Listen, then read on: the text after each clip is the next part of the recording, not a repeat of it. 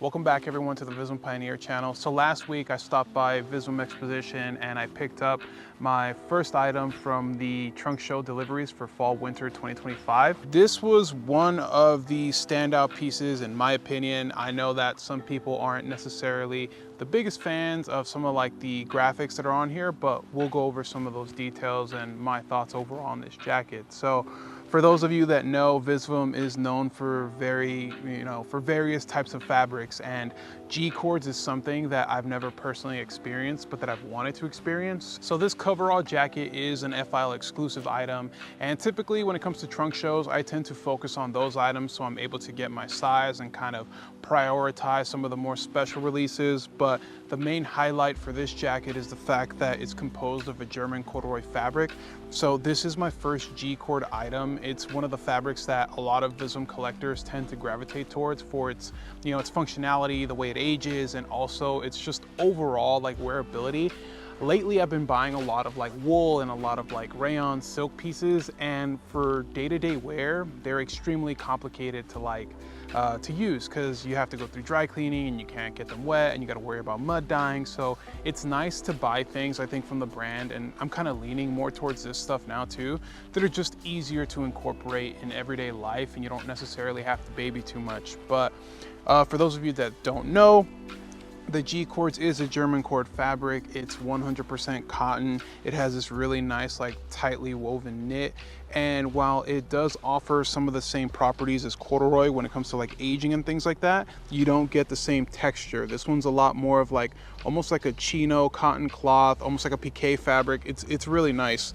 And I think that the use of it on this jacket is very functional because you can kind of wear this as like a piece that you kind of throw on top of other items, and it just adds a little bit more versatility to this piece. So as I mentioned, this is an F.I.L exclusive item, which means that it's only being sold at F.I.L locations. So the fact that it's, a little bit rarer is kind of cool as well.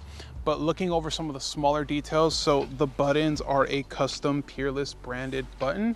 And I do enjoy when VISVIM creates, their own hardware for these garments. It just adds a little bit more value to what would otherwise be a very expensive piece.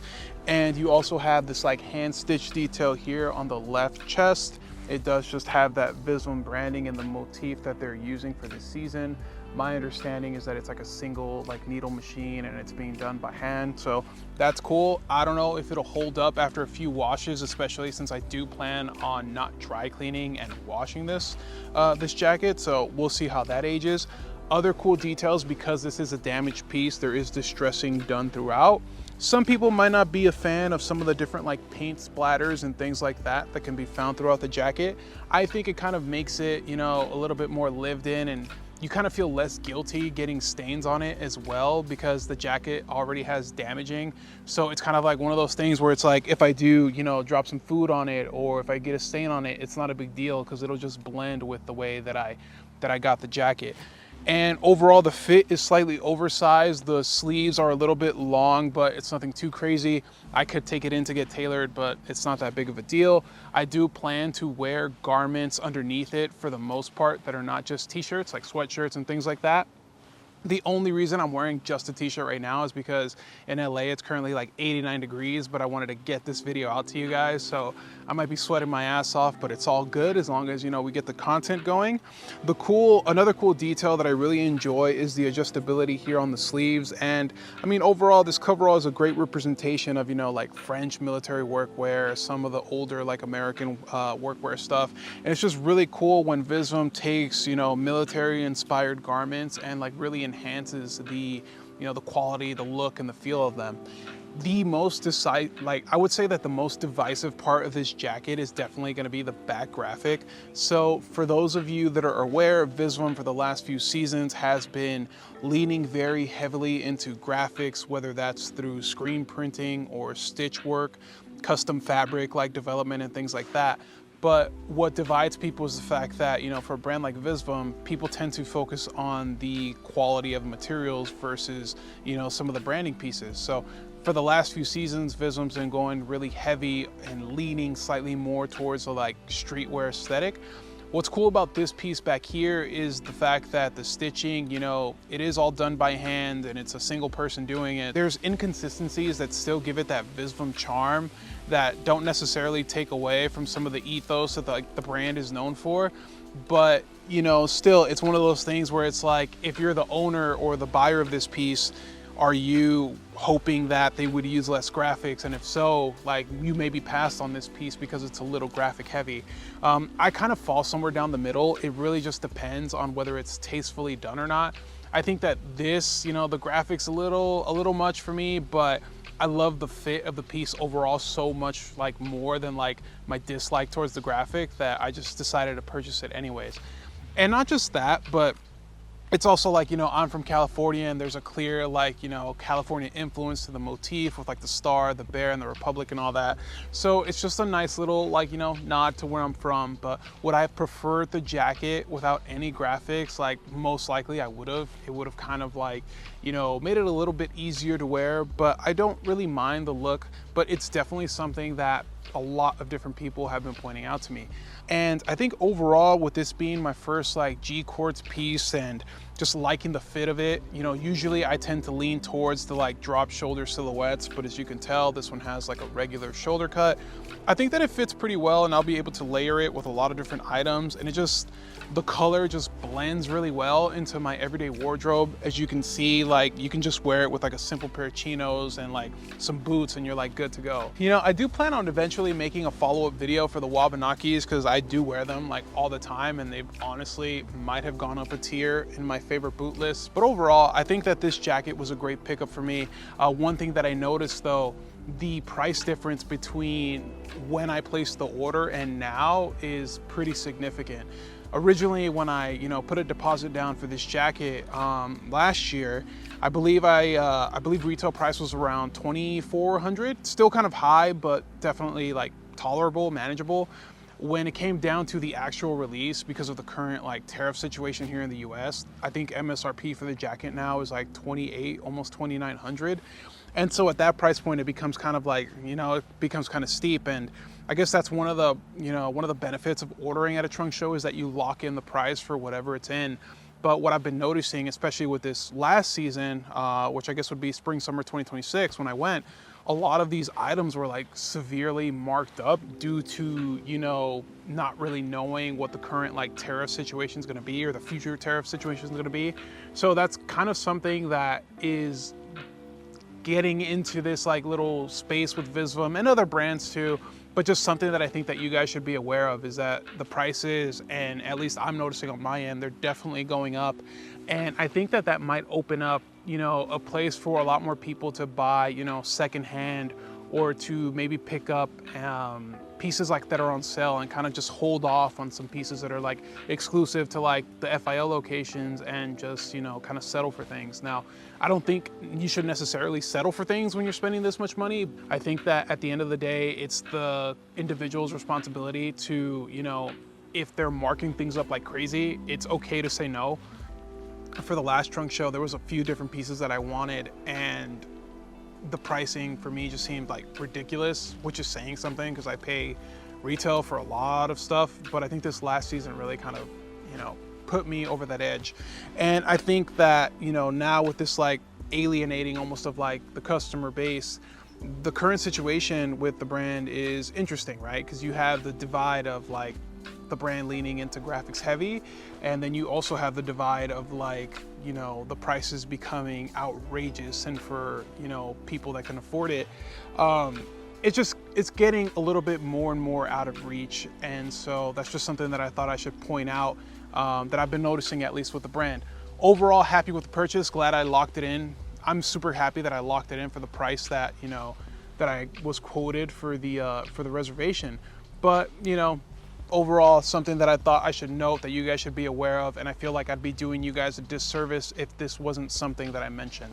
But moving on to the next piece, I do want to show you guys something that I've had in my closet for a while that is a classic VISVIM staple. And without too much more talking, let's take a look at the VISVIM 101 XX. This is what we have to go through in order to get these jackets on body. All you guys that were commenting, where's the on body footage? Where's the on body footage? And now I'm getting sweaty.